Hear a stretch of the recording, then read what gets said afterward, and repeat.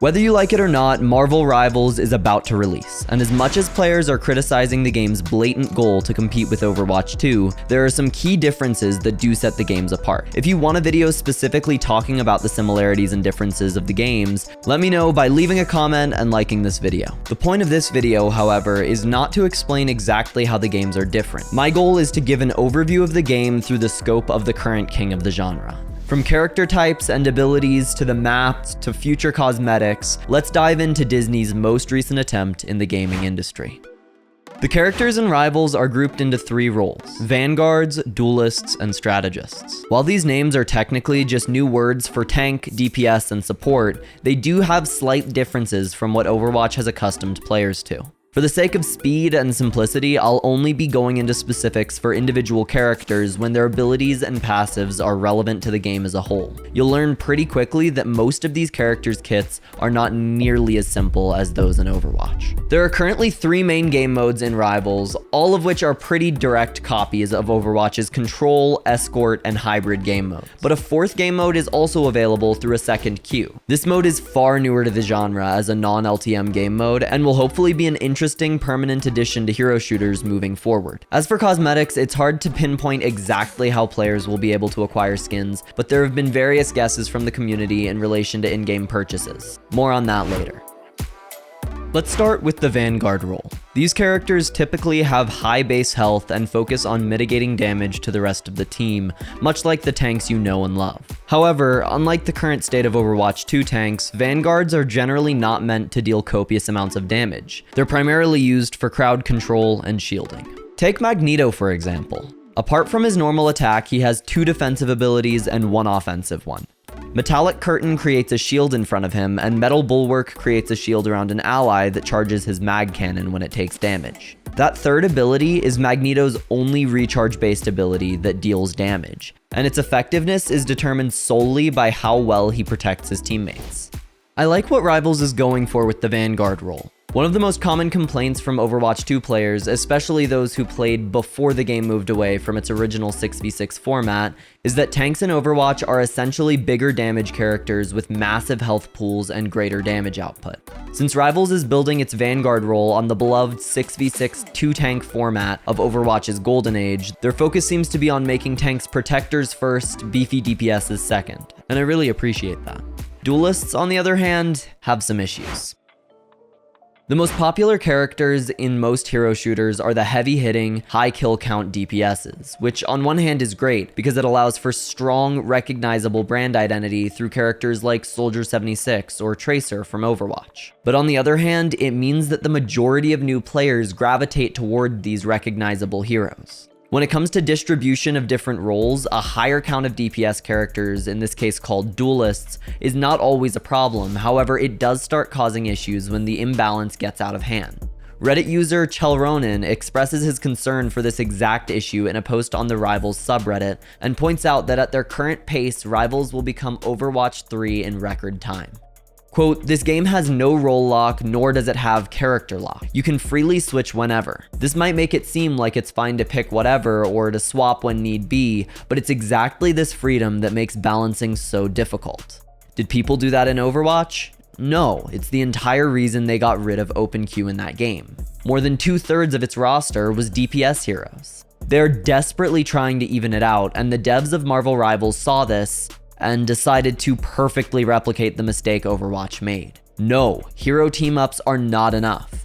People will always prioritize their own comfort and self-interest. They will not swap or team up. The vast minority of people will begrudgingly pick support and tank." End quote.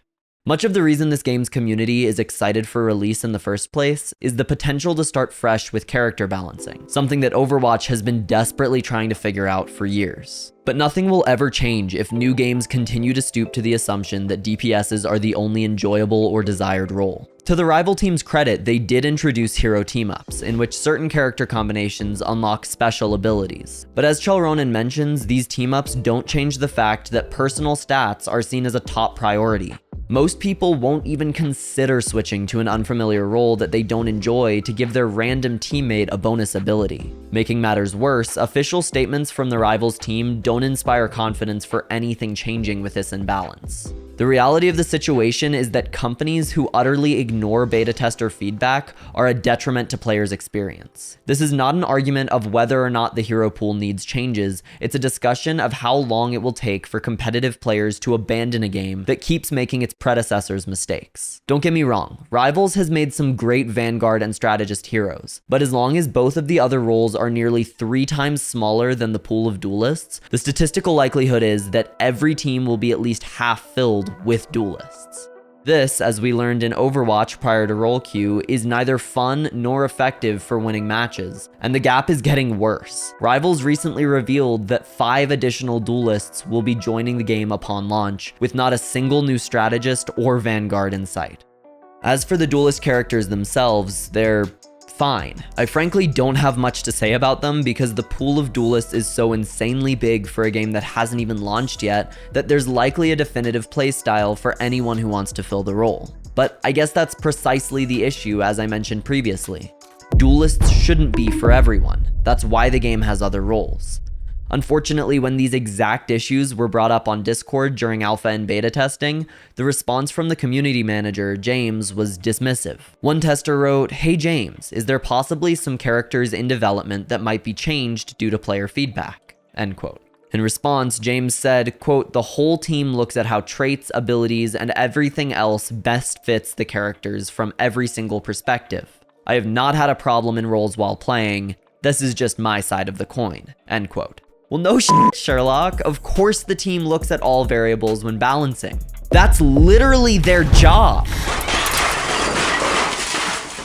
However, it's also the job of the playtesters to provide feedback, and if a large portion of those testers are bringing this up, a brief message stating that you'll look into it with the team is the least you could do, even if nothing comes of it.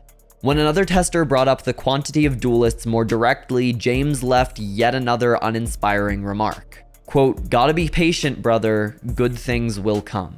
End quote.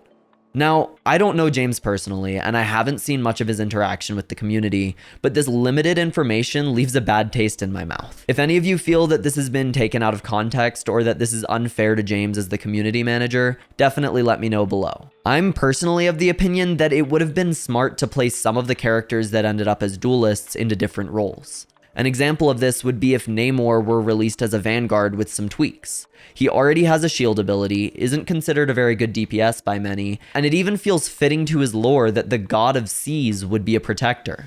The same goes for if Storm were released as a Strategist. She can already buff allies, why not cater her skill set more heavily towards those types of abilities and have one less generally mediocre Duelist? I'm not saying that they should change these characters after the fact, that's an entirely different rabbit hole. I'm questioning their initial decision making when creating these heroes. On a lighter note, Strategists seem interesting. It seems that Rivals has chosen to make their support pool as unique as their tanks, creating new types of team play and overall allowing support mains to thrive in the squishier nature of their characters. For instance, Adam Warlock has a type of ability that I had personally never seen before called Soul Bond. This skill promotes team play by redistributing damage taken between all allies within a radius, preventing the enemy team from forcing single target fights, especially those that isolate healers, during its duration. However, not all supports want to play at the back of the team where Adam Warlock thrives, and Rivals make sure that they don't have to. For example, Loki's complex playstyle sees far more frontline action and stealth than your typical support. Aside from his healing abilities, Loki can place down clones of himself, swap places with them, turn invisible, and even shapeshift into another character to use their abilities. It's refreshing to see this type of variety in what supporting entails outside of basic healing, and I believe that if there were enough of these unique strategist characters, some Duelist mains would consider trying a new role. Unfortunately, the game is launching with only 7 strategists, and of those, less than half strike me as anything special. All that aside, these characters do add a pop of diversity within what many think of as the most monotonous role. No game is complete without its maps, and Marvel Rivals has aesthetically crushed it with their map design. Their goal was clearly to achieve both the otherworldly and brutally urban settings you see across MCU films, and I'm genuinely impressed with their creative team's execution. The game will have 3 game modes in the main queue at launch. Convoy, where one team attempts to escort a payload to the finish line, Convergence, where players must first capture a point then escort a payload, and Domination, where both teams fight for control of a central point. Though these game modes are pretty played out within the genre, I don't really expect anything revolutionary in this department. People like familiarity, and these templates are tried and true. However, there is another game mode in a separate queue that stands out boldly from Overwatch's permanent game mode options. Conquest is essentially the hero shooter equivalent of Call of Duty's Kill Confirmed game mode.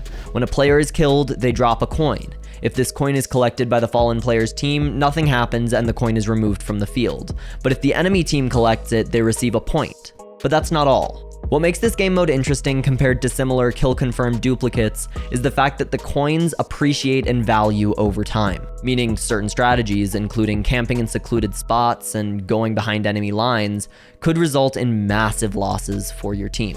I love the concept of this game mode from a warm-up and team training perspective, and I hope that it can also serve as a way for new players to learn the roles of different heroes in a more forgiving environment where not every death contributes to the other team's score.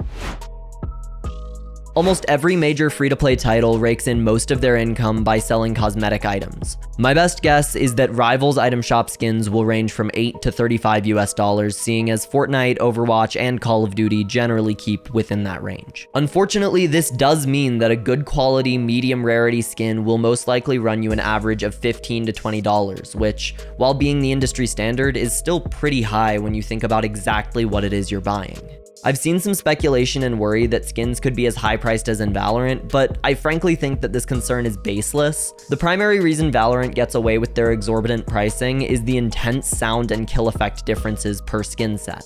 In my eyes, people buy Valorant skins for the way it feels to play with them, not just for their aesthetic appearance on the screen. A third-person hero shooter, on the other hand, has a lot less ability to be abstract with these skins, as all characters have to feel, sound, and look relatively similar from one skin to the next. This is exactly why I don't generally purchase skins from the shop in Overwatch. 9 times out of 10, they don't feel remotely worth the price, and I'd be better off with a higher quantity of less interesting skins from the cheaper Battle Pass. Luckily, it has been confirmed by the Rivals team that a Battle Pass will be released with every 3-month competitive season cycle. Assuming they keep consistent with their competitors' high skin-to-price value, this will be a great way for players to have customization options without breaking the bank. Lastly, in the cosmetics department, signs point towards Rivals having a loot box system of some sort, as the PlayStation Store page for the game states in-game purchases includes random items, a label put only on games with some sort of gacha or gambling system. I have mixed feelings about this, as many games have removed their loot box systems in past years due to difficulty with gambling regulations. Personally, I think that loot boxes can be fun, especially when presented as free rewards for playing, but I always have to question how long a game will keep such features before facing legal pushback and immediately switching to a safer option. I hope that if Rivals does have such a feature, they have a sustainable way of keeping it alive.